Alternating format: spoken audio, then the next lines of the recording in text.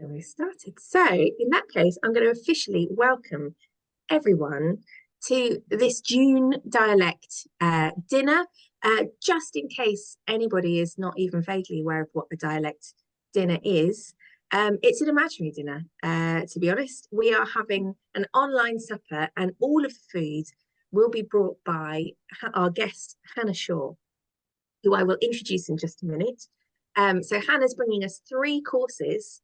And at the end of each course, well, through the course, we'll be talking about what food she's bought and how that relates to her creative life and her writing process. And we'll explore her writing career as we go through the dinner. And at the end of every course, we will have a Q&A session. So if you've got questions, you can ask them at the end of each course. Or if you feel really like you really wanted to say something in the middle, even you can put up your hand on the little tab that you've got here, and you can interject with a question. That's no problem. We're keeping things as informal as we can, in an online space. And that's the format, essentially. We did it this way because we felt like, from our experiences of having in-person sessions, there is something really, really magic about when you share food, when you break bread together, and everyone loves talking about food as well. That's the one thing we always have in common. So we wanted to try to make that as open as possible to everybody that maybe couldn't come along in person. And so we came up with a slightly madcap idea of an online dinner. So bear with us as we go through. You're going to have to use your imagination and suspend disbelief as we go through this dinner. And the joy of it is there's no washing up, and the food can be absolutely anything, and we can be eating anywhere as well. So you can transport us to different places for each course if you want to. So I'm going to introduce our guest for June. Our guest is a hugely popular and acclaimed children's author and illustrator, Hannah Shaw. Hannah has been working as a children's author and illustrator for many years, and she has a passion for character creation, drawing, and fun story ideas. If you have children, there is a very strong chance that you are familiar with some of Hannah's characters from her books or some of her illustrations. She has created books for children of all ages, including the Scruff series, Bear on a Bike, and more recently, the brilliant Unipiggle series, which is hugely popular. She's illustrated children's books such as the world-famous Cheese Shop Break-In, which I strongly recommend if you haven't read it, Evil Weasel, the classic, and of course, The Disgusting Sandwich, which is very, very popular with my two. And there is also an experience workshop facilitator, and as well as sharing her three imaginary courses, she's going to be sharing through the meal her top tips and insights for those who have ever wondered about how to get started as a children's author or illustrator themselves. So I'm going to stop talking and I'm going to hand over to Hannah for our starters. Hannah, what have you brought us? Hi. Thanks, Emmy. You're very kind about me. So to kind of completely break the mold, I'm actually bringing a massive sharing platter as a starter, which would be party food.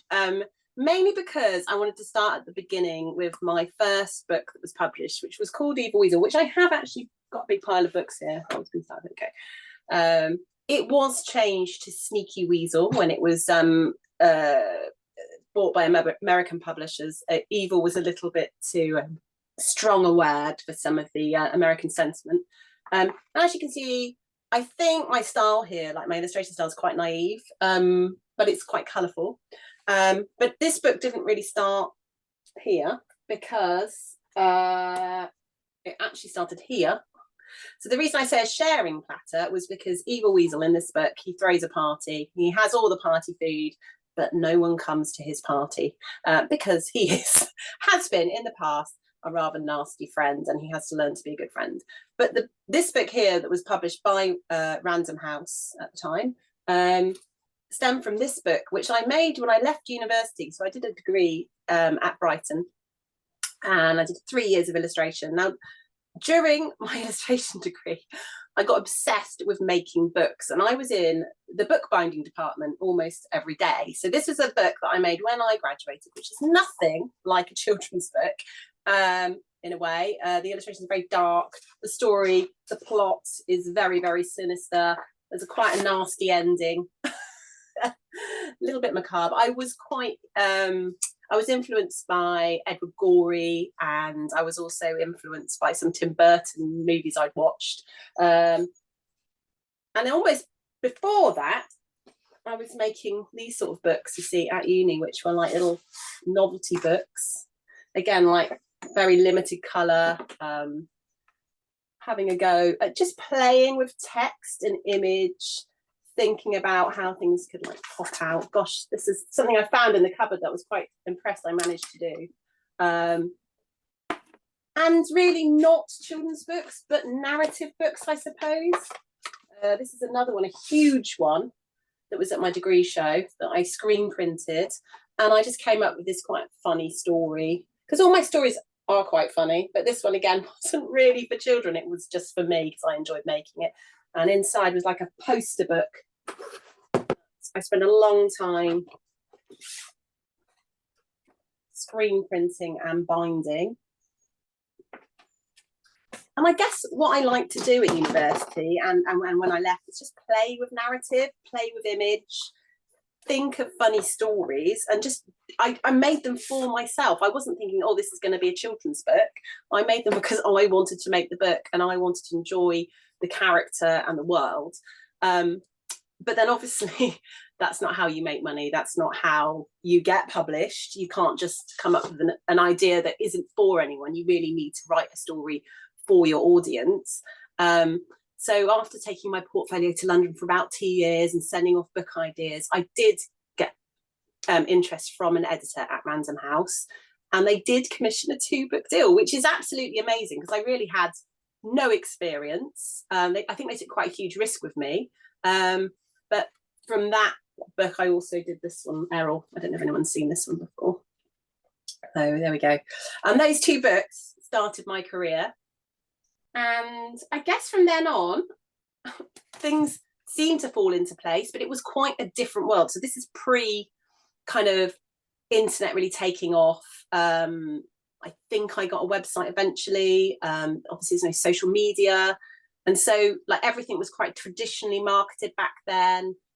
You know, you read about it in the bookseller rather than online on social media and stuff. So I was very lucky to, I think, get published when I did, and to get an agent then interested in me. So after I had those 2 picture books published, an agent was interested in taking me on. And it was easy then for me to get an agent because I'd already been published. Whereas I think sometimes now when you're starting out, you're not going to get published easily without an agent. You might do, but it's more likely that you're going to need representation to be able to get a publisher interested. So I feel like I kind of just got in there at the right time. But saying that, I do feel like it's still not easy to get published. I do ideas all the time that don't actually get taken on. So it's not like a given just because you're published that you will continue to get published. And you do have to work at it. Emma, would you like to ask another question? That was yeah, I was just looking at the comments here about how amazing your early works, what the things that you did for your degree, how elaborate and engaging they are. I can feel the love that you have for those projects like coming through as well. And also I was just looking, hang on, I'm going to get the chat up properly. Just bear with me a second. Yeah, the ongoing effort needed to stay published. I don't know about anyone else, but I do carry this idea with me that once you get in children's writing, and possibly for other stuff as well, I sort of think, oh, you've been published once and that's it. You just need that one break, and then from there everything flows. So it's really interesting and useful in terms of managing expectations to know that it's a sort of continuing work in progress. It is a roller coaster, and I'd say it's very up and down, and it changes so quickly. You could be really popular with one book, but then you come up with some other ideas that aren't quite right, and then it takes a long time to get published again. So I feel like publishers are very interested in trends as well. They, at the moment, I think I was saying to you before, Emma, before we came on here, that graphic novels are now the thing. And if you notice, there's been a huge kind of increase in like basically credit given to graphic novels, because before people were like, oh, graphic novels, they're just for people that can't read. It was honestly like, children don't want to look at graphic novels. They're for like adult men, or so there wasn't really that there wasn't enough money being invested into that kind of visual arts and the books that I think graphic novels are really important in terms of learning to read, and they engage children. But publishers only just started getting on that bandwagon recently, and I think now everyone wants that, but there's still not really the money to pay authors and illustrators properly to do them. So, and a graphic novel takes a huge amount of time and investment, and you won't get the fee you deserve. I know that, unless you're very, very popular or very well known. So I think someone like James Smart, who did the Bunny versus Monkey books that I know all the kids just love, they're really crazy. They're really anarchic books. They're not the kind of thing you think this is what's the future of children's publishing, but they have literally flown off the shelves. He is brilliant. And but publishers will go on that trend. They'll go, oh, well, can you make a graphic novel, because that's what we want now. And then it's difficult because you've got to keep up. I'm not interested in making graphic novels. They're too much work for me. They're not the way I work. And I think it's very difficult to write them, to make them engaging and fun and interesting. I think they're, certainly a skill to have, and lots of people can do that, but that's not for me. Hard because there's probably more awareness of children's books now. There's so many books out there, and maybe publishers have they can pick and choose and pay less because more people want to get published. It's it's one of those things. Do you think it reflects what's happening across the arts more broadly, maybe? Yes, definitely. I was looking through some of my boxes of trying to find some of my old books, and I was looking at all the kind of interesting publications that used to come out about children's books and festivals. A lot of them have just finished now, and prizes. There's a lot less prizes for children's books than there used to be, and prizes that actually gave people recognition if they hadn't been published before. There's less of those around. There used to be a lot more of them. The Smartest Prize, folded. The Waterstones Prize, I think, is still going, but it changes with time. So, yeah. I was curious about where your ideas come from. Are they you're out walking and you see an animal and you think that, or do you have dreams or obsessions? Where does that arise from? It's really weird because people often ask me this. Sometimes it's just something I hear. I was listening to a story about someone eating ship's biscuits, and someone said the evil weevils in the biscuits. And I was thinking, evil weevils? That's a really weird saying, isn't it? And then weasels. And honestly, and that's how that idea came. And I was just doodling and writing funny things that rhymed. I was drawing characters. And then that idea just sort of evolved and grew. And it happens almost with every single book I do, that when I did the Unipickle series, I was just thinking about, unicorns are funny, aren't they? They're really popular. What if you mixed up some different animals with unicorns? What would you get? And it just drew my character. And then from then on, things evolve. I liked drawing sewer rats, so ended up writing a story about rats. I think visually, I like to kind of get drawing and then ideas come. But I do often just something my kids say or just spark a little funny thing. So there's really something there's something that you have a spark, but then kind of your way into it is drawing. Is that right? Yeah. Then grows the character through the drawing. Yeah. Or I'll go for a walk and I'll think about it for a while and then come back and draw. But yeah, it's funny how things just hit you and you're like, I could do this. And I find that also because I'm illustrating books for other authors, done many books for other authors, that just by drawing for other authors, I'm listening to podcasts, I'm doing other things, so I can draw and think. When I'm writing, I can only write, it's like I find like I can't even listen to music. I just have to. So actually drawing helps me like escape in a way.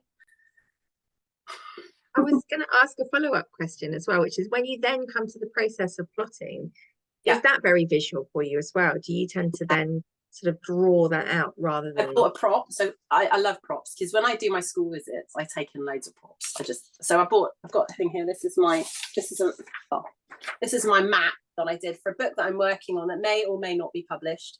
So I just start drawing maps, maps of my characters' worlds, and then I think, where can my characters go in this world on adventures? And from that map, I was then drawing characters of squirrels. So this is Princess Fluffytail. She's a knight. And then I've just got loads of bits of paper here with doodles on, basically. And then this is going to be my main character. He's like a skateboarding squirrel knight. And I was trying to keep the world really small, like in a park. So all these funny things can happen in the park. A lot of the time with kind of building a world, I'll keep it quite small. But the adventures are big because they're for kids. Well, you know, they're for things that represent kids, like anthropomorphic animals a lot of the time. But yeah, so I just start. I used to be really intimidated when I was doing my illustration course by sketchbooks, because sketchbooks are like just blank pieces of paper with nothing on, and you've got to fill them and have people show me their beautiful sketchbooks full of lovely sketches, and I think, wow, how did you do that? Because I kind of think on bits of paper instead. I would much prefer to have the freedom to not put it in a book and make it perfect. I'd want to like mess around with something on lots of bits of paper, and then if I like those, I can then put them in a sketchbook afterwards. So I've always been a bit intimidated by just sort of sitting down to write. I can't really do that. Really agree with you. I agree with that. Like I think there's a lot of people who have to come at things sideways or piecemeal, rather than the big scary blank page. You made me think of, I read a story about how Thomas Hardy would write on leaves while he was out walking. Yeah, I've done it. Like I've been on the beach and I've just been like doodling in the sand, and I tend to like mind map a lot of the time. So that's another technique I use to just get ideas down, really. And I would just be drawing things in the sand and making little sand castles and building a little world on the beach. My kids are like running across it, destroying it. Like, Mummy's working. It sounds like you're never not creating, Hannah. It sounds like you're always working on something. I feel like there's quite a lot of pressure to create, because now my career is writing and I do rely on that as an income. Luckily I have my school visits, so I can go into schools and get paid for that, which is wonderful.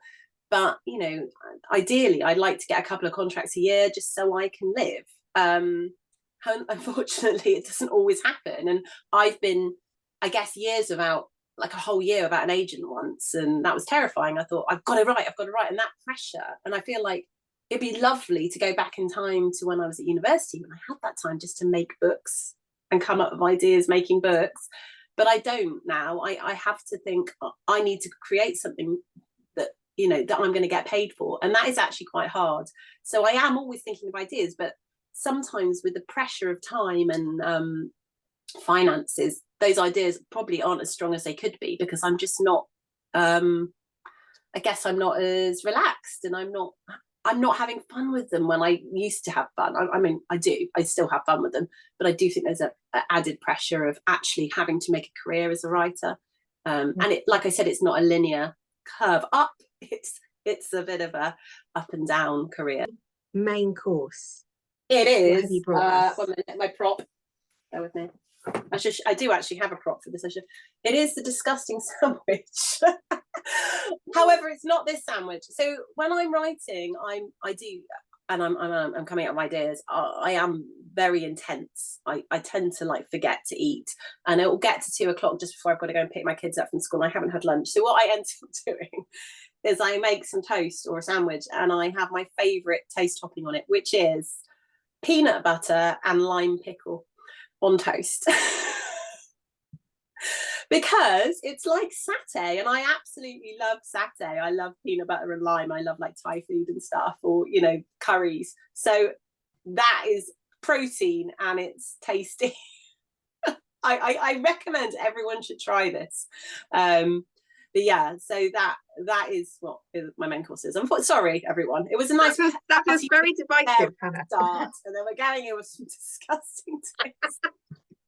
Like that sandwich could be a lot more disgusting, although I feel like it might split the room. I don't know. It's I like don't know. butter and jelly. You know, I think Americans love that peanut butter and jelly thing where it's like sweet and it's peanut butter. But I like the kind of sour, sweet peanut butter. Juliet's just said, I've tried peanut butter and sweet chili sauce, and it's You good. see? Yeah. So there's that Yeah. kind of, it's that like spicy. I love spicy food, so that's for me. I generally don't eat that many sandwiches, actually. I like toast. But this is a disgusting sandwich, which I didn't write. And I can't take the credit for that because it is an amazing story. But the reason I'm talking about this one, actually, is because of the subplot. There is a story that happens written by the lovely Gareth Edwards, who is a very funny man and writes for like BBC comedy stuff, like Mitchell and Webb. And he decided to write this children's book. But there is a whole subplot going on in the illustrations. And this took a lot of work. I spent a lot of time with the designer working out what the story would be in the illustrations that isn't happening in the text. And this is something, if you're writing for kids and you're not an illustrator yourself, it's just so important, is thinking about what's happening in the pictures, what's happening in the subplot, that you can show visually, or that the illustrator can show visually, because so many picture books and young fiction like chapter books have quite a lot of illustrations with things going on in them that's not mentioned in the text, that explains the story. And this was quite a lot of work. I didn't have a huge amount of interaction with the author, surprisingly. The person I had the most kind of those involved chats about what was happening was the editor and the designer. So they entrusted the editor and the designer really to work this book out with me. And it was little things like, so for example, there's a bit where the sandwich gets run over and the frog doesn't get to eat it. But the badger's going for the sandwich. He wants to eat the sandwich. But what I have to do is prevent him getting the sandwich. And if you see, there's a shadow on the ground and a kite tail on this page. And I was like, right, he's going to get lifted up in the air. He's not going to get that sandwich. So on this page here, I drew him being whisked away from the sandwich on a kite. So, and also it meant that I could illustrate the bird in the air with the badger in the air as well, and it just kind of worked with the composition. And also in fiction books, it's quite nice to have a little even if it's not in the illustrations, just a little subplot going on as well, because it's just fun for kids. They like to be in the know. They like to go, you don't want to give too much of the game away, but you know, you kind of like nodding to the reader that, you know, this is what's happening, you're in the know, you know, you've got the secret, you know, oh, I can solve this. It makes kids feel like they've spotted things, that they're kind of ahead of the story. In the Unipickle books, in the illustrations, he appears a few times before he actually appears. So you spot him just coming into the maze or just like looking around a corner. So there's hints that that's going to happen before he appears.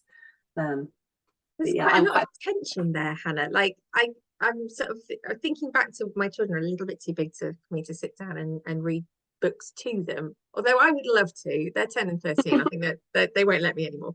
But there's that tension that I thought about that with the kite shadow, and you can sort of, you know what's coming, and then you can see in the 3 stages of him being lifted up and away, sort of almost getting something and not quite. And then obviously you read everything more than once. So I really remember that sort of, it's like they're almost going to retell the story with a different ending, but they know what's coming also. So there's that sort of tension and release in the story. Especially with picture books, is having that turn the page, you know, this is happening. Because what I found difficult actually was working with some certain authors, I won't mention, who write the story without really thinking visually. So they've broken it down into 12 pages, 12 spreads, great. But the problem is there's too much of a giveaway on one of the pages. So when you turn the page, you kind of already know what's happening. You know, you need that kind of, like you say, the tension, build up the suspense, and then, it's happened on the next page. And as an illustrator, you can sort of see that you need to do that. But sometimes I think authors do miss that, or they're quite, you know, sometimes they write picture books that are really wordy, and you don't need that because the action can happen in the illustrations. And the same with young fiction, really. If you can edit it down so that the illustrations can do a little bit of the work, it's great, because kids just love to have a visual prompt, especially, you know, from sort of 5 to 9, really. They just love to have illustrations. My kids still say, well, there's no pictures in this book. Oh. And I'm like, well, you know, you should be reading longer books now. Come on. They're like, but we just love pictures. Like going back to graphic novels, you know, they are really important for kids to have that visual, funny clue in the story, or just something to look for. And it really helps with reading because they can read the picture. Amazing. I've got some other things I wanted to say. I just very quickly wanted to say that your sweet and sour sandwich, not to be too heavy-handed, feels like a metaphor for children's books generally, where there's a lot of sweetness, but I think going back to what you were saying about some of the sort of dark overtones to some of the stories, that kids love that. Do you think that's true? I mean, it's hilarious, really, but I got heavily criticised for a picture by, I don't know, I think it was, again, American publishers that are quite sensitive to stuff. There's a scene in this book, which, you know, it's not in the text, but the feathers somehow got there, you know. So how did the feathers get there? This pigeon here is gone on the next page. I'd forgotten. I did murder a pigeon. Yeah, I am really sorry, everyone. But you know, how else? You know, it's just a bit of fun. I don't think it's too upsetting. You know, I think that you do that. You, like you say, you need that little bit of an edgy feel to things. I didn't want to write a story about sickly unicorns. I wanted to write a story about a funny, silly unicorn that got into muddles and mess and isn't perfect. Because I do have to supplement my income with school visits, doing festivals, doing things. You know, I do a lot of Zoom now because with school visits on Zoom, which means I can cover a wider area. So I can go and like talk to children in Scotland and Cornwall, where I wouldn't normally drive to go to a school that far away. So it's really nice that I can still do that. And I also do children's trails, places like the Rococo Gardens in Painswick, and, you know, places where people can go and like follow a story around the garden, which is a nice thing with their kids. And that's just sort of nice sort of extra bits that I do here and there to kind of supplement my income. Yeah, but it does take, I think, just a bit of an attitude to you know, you want it, obviously you want it, but you have to try and talk yourself down a little bit and say, this might not happen, you know, so let's just see. And then whilst you've submitted an idea that might not get published, you work on another one. So you just have a bank of ideas. And I think this is the thing, people often fixate on having one amazing book, but really, if you want to get published, I think you need to have lots of amazing books that you're working on, the ideas that could be taken, you know, because there's probably, the likelihood is that some stuff's already been done. I did something recently where I thought it was a brilliant idea, and then my daughter brought home a copy of The Phoenix, which is a children's comic, brilliant comic, and she said, oh, look at this new book that's coming out, Mum, it's called Toby and the Pixies. And I was like, oh, I have literally just come up with this amazing idea about a boy in a pixie world. I don't think that's going to happen now. And I showed it to my agent. She was like, yeah, I think you probably can't, because it's too similar. So what I said about publishers jumping on bandwagons is really true to a point, like in terms of like style, or they like a particular sort of type of character, like mythical creatures or popular things like dragons, great. But if it's a very similar story to something else, it's not gonna get published because it's already been done, and probably by somebody that, you know, especially if you're starting out, by someone that's going to make lots of money and you're not. So it's, yeah, I think you just got to keep going with things and have lots and lots of ideas. Amazing. I just wanted to pass on a comment from Mickey saying, really appreciate how honest you're being. So, yeah. Well, I mean, I've had ups and downs, and that's how it is. And I think it's not an easy world. When you do get published and you do find, you know, get a series, which is great, so 6 books, amazing, you know, you've got your 3 years of your life probably mapped out where you can work on those. You know, if they're young fiction, you probably take me about 2 or 3 years. So, you know, that's great. That means you can kind of relax and work on other things as well, because you've got that work. It becomes trickier, I think, and also being an illustrator, so I can have other illustration projects going on, but not necessarily my own writing stuff. So I can have that. You see this one, just working on a series for Yvette Fielding about ghosts. So that's really great that I've got that going on at the moment. So it means it frees me up to have to think about other things. So yeah. And I just wanted to throw it open at this point. It's a really interesting, because I'm talking to you as a complete rookie in children's literature. So I don't know about the cogs and the wheels that are turning in the background. You just see the end product and obviously what you read to your children, and have no clue about how this industry works behind the scenes. And I wanted to throw it open to everybody else who's sitting around the table, see if anybody else had any reflections or comments that they wanted to pass on. You don't have to use the chat, but you absolutely can if you would rather. I've got a couple of kind of related questions. Yeah. So I know myself, I would consider myself a feminist. Yeah. And I remember from my childhood the kind of female role models, the girls in storybooks, just had really rubbish roles. Even like George in the Enid Blyton books is a rubbish character to want to identify with. Yeah. And I was delighted to see that Princess, is it Fluffy Tail, had got, a helmet and a lance or something. But I wondered, I know even in myself, I have my own kind of stereotypes, even though I fight against them. So I wondered how much you are able to give your characters, your female characters, that kind of active agency that usually male characters have. So that's one question. And the other question is whether you've created any characters that aren't, where the gender is non-specified, so that any child can identify with them. Yeah. So something so I'll answer your second question first. Something I have actually thought about. It's funny because publishing is quite, for example, with the Unipickle books, they're really for boys and girls. There's no I'm not trying to, they have got a female main character, but I also want boys to be able to pick up that book because I want it to be for everyone.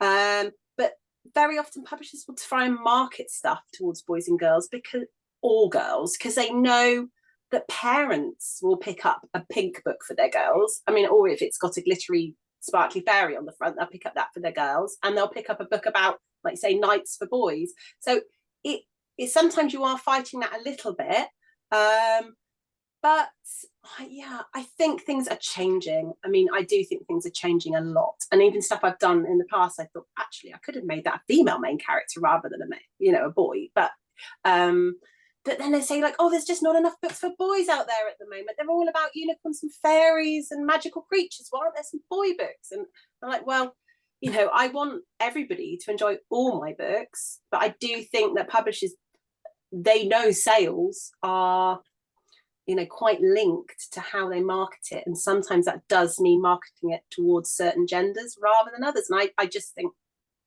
it's a bit boring. They do that still. I have written a couple of books, but I have done nothing with them other than that there's an accompanying song. I've written a workshop that could accompany it. And I feel like I'm very good at the creative part of it. And I get stuck when it comes to like the practicality of now, should I be sending that to publishers? Or I felt, as you've said earlier, actually, I probably should be trying to get an agent with those. But I'd love any practical tips that you've got on that, because I feel like that's the bigger hurdle for me. Like, creative bit, fine. Have you got the Children's Writers and Artists Yearbook? Yes, I have. Yes. So that is kind of quite a good place to start. It's got a comprehensive list of publishers and agents that are accepting submissions. And I guess the second thing to do is just go on those publishers and agents' websites and just see the kind of books that they have published in the last 5 years, or have got published through an agent, and the kind of authors they have on their books, and see if you fit.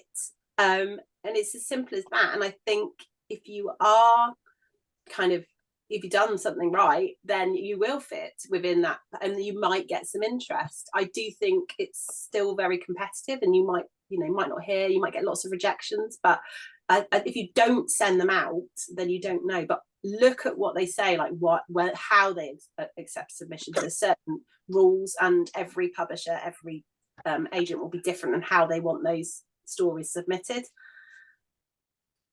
Yes. No, thank you for that. The way you lay them out, it might be the number of chapters they want, it might be, you know, whether they want any extra information. So really carefully go through it and make sure you tailor each submission to each publisher or agent, depending on which way you want to go.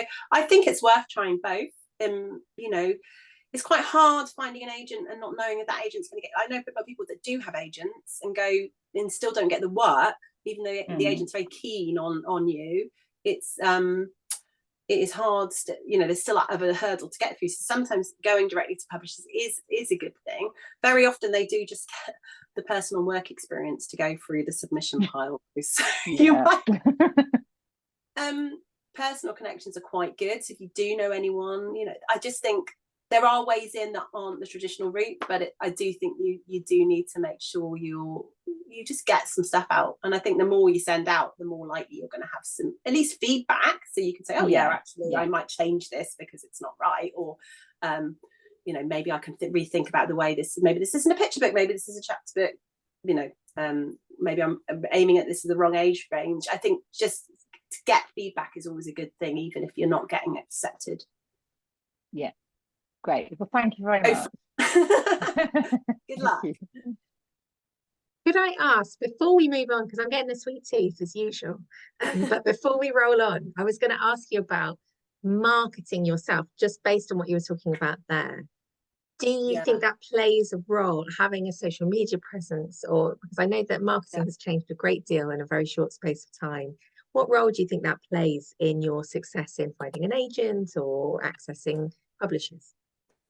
I think it helps mainly at the moment with me getting schoolwork, because you know, I'm sharing a lot of my events online and showing, you know, what I'm doing. I'm in a school, I'm working with kids, and then other schools are like, oh, we want to get her, we want to book her. And that also then builds kind of a profile, so that if, you know, an editor's looking at one of my books and they maybe check out my Instagram, like, oh, she does a lot of school visits, she's going to sell some books because she's out there promoting her books. And I work with a lot of Usborne sellers now, because of the Usborne books, Unipiggle books are Usborne. And again, there is a lot of that is their Instagram, them photographing the books, them tagging me.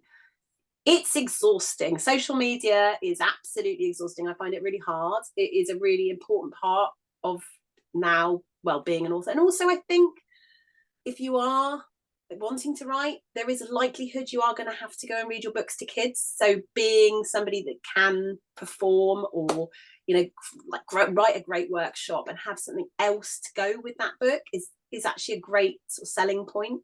And it's hard because some people are shy and don't want to go and talk to an assembly of children. And I think it's expected of a lot of authors for them almost to be children's entertainers. I went to see Andy Stanton, you know, who wrote the Mr. Gunn books, live, and he's just like a stand-up comedian. He's hilarious. He's brilliant. And I think that sort of personality is if you've got that sort of personality and you do that, then you've got a huge advantage over someone who's painfully shy and doesn't want to go and talk about their books to children. On out of the kitchen with your amazing pudding. Okay, it is a giant toasted marshmallow. Mainly because in Unipiggle, let me find the first book. I haven't covered a lot of stuff I wanted to talk about here, because I actually haven't talked about like international rights at all, because I do get, it's so exciting to see my book in a different language. I don't know if I've got one close to hand here. I've got a load of piles of books out and I can't find any of them. But yeah, so in Unipiggle, giant marshmallows grow on trees. They are, of course, vegan marshmallows because I am a vegetarian. And also the book is about a pig, so having normal marshmallows would be a little bit wrong. But there they are. And in this in the story, Unipiggle has to rescue Princess P from a pile of giant marshmallows. So there he is. How big is this marshmallow, Hannah? Like, what size are we talking? Oh my god! Yes, it's the size of your head. So excellent. And I don't really like them when they're not toasted. So it's going to have to be fully on a campfire, toasted. Yeah, maybe with a dragon. I've got in this book there's a dragon, little baby dragon, and there we go. He could toast the marshmallow for us. You don't need a skewer then, you can just get the dragon to do it. No, get the dragon to do it. Maybe yeah, yeah, maybe Unipiggle could have it on his horn and feed it to us. Amazing. That's a great quizzing. And I was going to ask one of the questions that I've asked everybody so far. I'm going to talk about permission givers. So there might be lots of people who watch this who aren't here tonight who think that they don't know how to become a children's author, and maybe being a children's author isn't for them. So I can tell from everything that you've just told me that you've always been a really creative person, and that's flowed naturally into your career. But who do you feel sort of who were the people along the way that gave you the permission to think, you know what, I'm going to do this for a job? And what would you say to people who wanted to do this for a job? So my permission givers were, I think, my parents, who quite liberal and let me do a lot of art at home. And I used to actually, when I was younger, I would fill up little notebooks just full of stories and drawings, and that was kind of just what I loved to do for fun. And I was also quite a feral child. I used to go and have adventures outside all the time. So I was out in nature quite a lot, and like this, I said, like, a lot of my characters are animal characters. There's a bit of that comes from like loving animals and being in nature. And the other permission giver, I guess, is my husband, because if I didn't have him around to support me, maybe sometimes financially and sometimes just keep going, you know, go for it, go and do it. I don't think I maybe might doubt myself a little bit more, but my husband's always like, you just do it. And I think it's right. And I would say that to anybody. You don't need someone to tell you to do that. Just go and do it. What's the worst that could happen? You get rejected, your story doesn't get published. That's it, really. So, and I just think you keep going with things until you do get somewhere where you're happy and get to a point where your writing is, takes a bit more time. And I do feel like it's hard to find the time in modern life, isn't it? It's really hard to find that time, but just go and give yourself permission to have that time, maybe, rather than, sit and watch a box set, which is always very tempting to do as well. And I was going to ask you about your because obviously you go and visit lots and lots of different schools, yeah. And childhood literacy is sort of at the heart of what you do and the work that you do when you go into schools.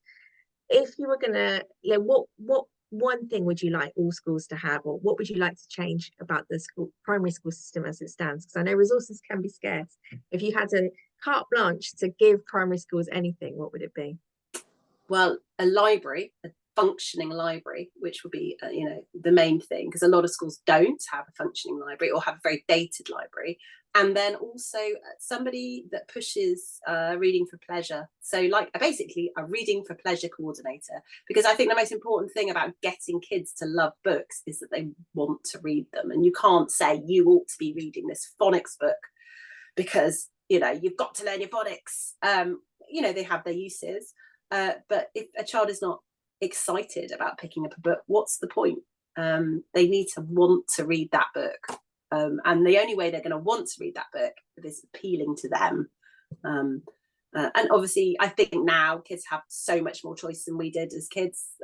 There were some amazing books when I was younger, but now there is just so much out there they can choose from, but they won't necessarily, it might not necessarily be on their radar because maybe their parents don't read as much and they maybe don't have books bought for them all the time. But if there is a library in school and there's a teacher in school that pushes that agenda, that we're reading for fun, we're reading for pleasure, then I think that's really important. My kids have to do reading diaries, and they get things like it's kept in at lunchtime if they haven't written a comment in their reading diary.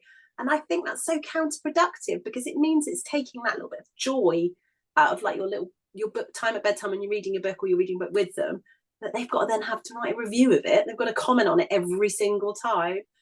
Why not let them read the book? Then they have a class discussion about the book. It's not, I just feel like having very rigid rules around reading puts children off.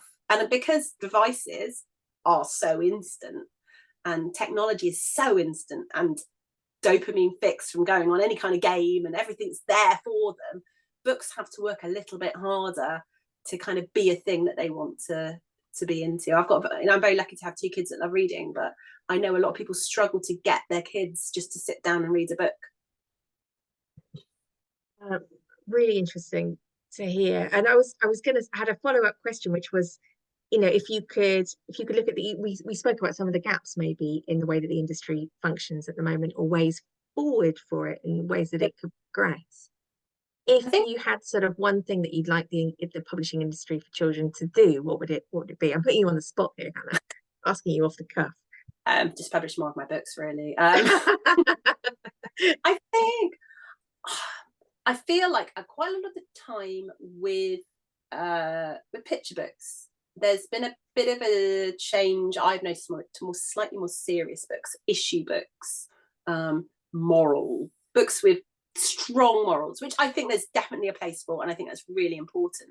But I also think that and then on the other hand, there's like really silly books, like there's some great ones out there, don't get me wrong, there's some really great books, but there's almost like kind of a bit of a gap for fun books that are just, like I said, reading for pleasure, books that are there for books' sake, that don't have to hammer a moral into children, especially picture books. I'm not talking really about fiction books, but definitely with picture books. I feel like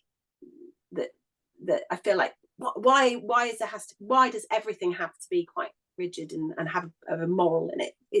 It's great to have books to teach children lessons about things, but also I think there should be more books just for, like The Disgusting Sandwich, just for wordplay and fun.